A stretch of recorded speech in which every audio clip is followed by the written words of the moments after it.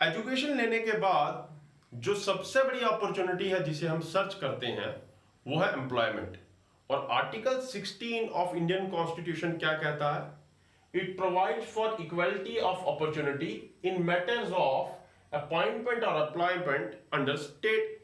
यानी कि स्टेट के अंडर किसी भी प्रकार की अपॉइंटमेंट हो या एम्प्लॉयमेंट हो, उसके लिए अपॉर्चुनिटी जो है, अपॉर्चुनिटी आपको बराबरी से दी जाएगी। इसका दूसरा पार्ट क्या कहता है? No citizen can be discriminated for any office और employment under the state only on basis of DRRRCSP। Article 15 को अगर आप देखेंगे, वहां पे हमारे पास 5 क्राइटेरिया थे, जो क्या थे? RRCSP, यानी कि religion, race, caste, sex and place of birth. मगर आर्टिकल 16 में 2 क्राइटेरिया और ऐड कर दिए गए हैं, डिसेंट और रेजिडेंस, यानी कि इन बेसिस पे भी आप डिस्क्रिमिनेशन नहीं कर सकते। इसका तीसरा पार्ट देखते हैं, क्या कह रहा है तीसरा part? Parliament can prescribe residence as a condition for employment. Parliament अगर चाहे तो एक पर्टिकुलर जॉब के लिए रेजिडेंस को क्राइटेरिया रख सकती है। अब दोस्तों सवाल यहां पे खड़ा होता है कि ऊपर अगर कानून, ये ऊपर अगर आर्टिकल ये कह रहा है कि रेजिडेंस को आप क्राइटेरिया नहीं रख सकते, तो नीचे पार्लियामेंट को ये पावर क्यों दे दी गई कि रेजिडेंस को आप किसी जॉब के लिए क्राइटेरिया रख सकते हैं?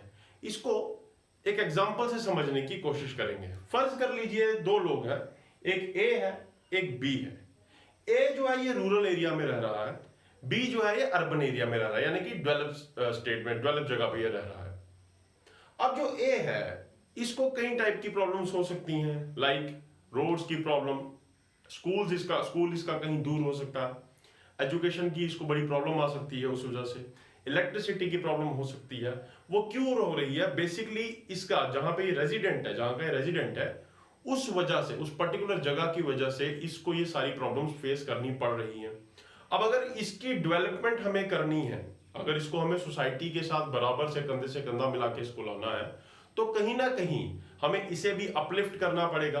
तो इस ए को अपलिफ्ट करने के लिए हम रेजिडेंस के बेस पे इसको रिजर्वेशन देंगे, और इसको डिस्क्रिमिनेशन नहीं बोला जाएगा, इसको पॉजिटिव डिस्क्रिमिनेशन बोला जाएगा। आइए जरा इसके 4th पॉइंट पे आते हैं, क्या कह रहा है? Reservation for backward classes if they are not adequately represented in the state. की स्टेट अगर चाहे तो वो ऐसी किसी भी क्लास के लिए रिजर्वेशन रख सकती है जो उनको लगता है कि वो स्टेट की सर्विसेज में एडिक्वेटली रिप्रेजेंटेटेड नहीं है, मतलब कि उनका रिप्रेजेंटेशन स्टेट की एम्प्लॉयमेंट में ज्यादा नहीं है, स्टेट सर्विसेज में। अब जो दोस्तों इसको यहां पे इसका 5th पॉइंट पढ़ते हैं। कह रहा है कि reserve provision for denomination head belonging to a specific group. इसको एक एग्जांपल से आप समझने की कोशिश करेंगे हम। देखिए, ये कह रहा है कि अगर एक ग्रुप चाहे तो वो अपने ट्रस्ट के चेयरमैन के लिए या अपने मेंबरशिप के लिए एक पर्टिकुलर रिलीजन जो है या कम्युनिटी का कोई भी कास्ट वगैरह जो है वो एक क्राइटेरिया रख सकता है। फर्ज कर लीजिए वैष्णो माता का श्राइन बोर्ड है, श्राइन बोर्ड के चेयरमैन भी होता है, उसका मेंबर भी होगा। अगर वो बोर्ड चाहे तो अपने चेयरमैन या मेंबरशिप के लिए रिलीजन, कास्ट एक क्राइटेरिया रख सकता है, और ये डिस्क्रिमिनेशन नहीं है, क्योंकि ये भी आर्टिकल 16 की एक एक्सेप्शन है। अब दोस्तों इसमें जब हम थोड़ा आगे चलेंगे, बात आएगी रिजर्वेशन की, है ना।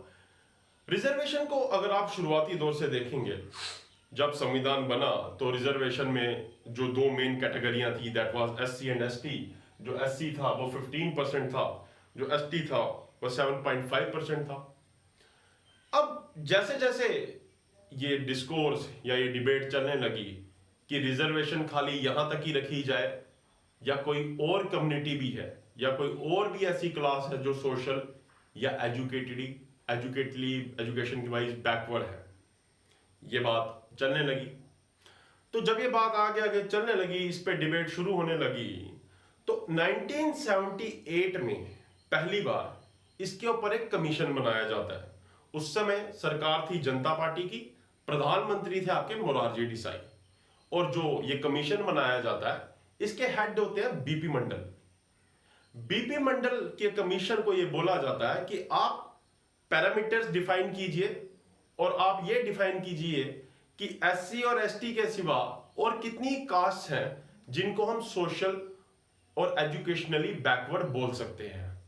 लगभग 1980 में बीपी मंडल की कमीशन ने एक रिपोर्ट सबमिट की जिसमें उन्होंने बताया कि 3743 कास्ट और ऐसी हैं जिनको हम सोशली और एजुकेशनली बैकवर्ड बोल सकते हैं। और उन्होंने ये भी कहा कि 27% का एक कोटा इनको दिया जाए जिसको ओबीसी बोला जाए। ठीक है, उसके बाद क्या होता है, 1991 में पीवी नरसिम्हा राव जी की सरकार बनती है। वो इसमें एक क्राइटेरिया और ऐड करते हैं, वो इसी जो ये कमीशन की जो रिपोर्ट थी इसमें एक क्राइटेरिया वो और ऐड करते हैं। वो ये कहते हैं कि आप 10% का कोटा जनरल कैटेगरी को भी दीजिए जो उनमें इकोनॉमिकली बैकवर्ड है। तो ये जो आपका पूरा क्राइटेरिया है ये सही रहेगा, या फिर हम रिजर्वेशन का जो हमारा क्राइटेरिया चल रहा है सही रहेगा। ये नरसिम्हा राव जी की रिकमेंडेशन थी। तो दोस्तों ये केस, ये जो काफी जब ये रिकमेंडेशन हो गई मंडल कमीशन के बाद 1990 के बाद ही इसके ऊपर काफी वायलेंट प्रोटेस्ट शुरू हो गए, बहुत ज्यादा वायलेंट प्रोटेस्ट हुए और लगभग 1992 में ये केस पहुंचा सुप्रीम कोर्ट और केस था Indira Sahni versus union of India. अब इस केस की बाद क्या हुआ वो मैं अगले वीडियो में डिस्कस करूंगा। अगर आपको ये वीडियो अच्छा लगा है प्लीज इसको लाइक कीजिए, शेयर कीजिए और सब्सक्राइब कीजिए।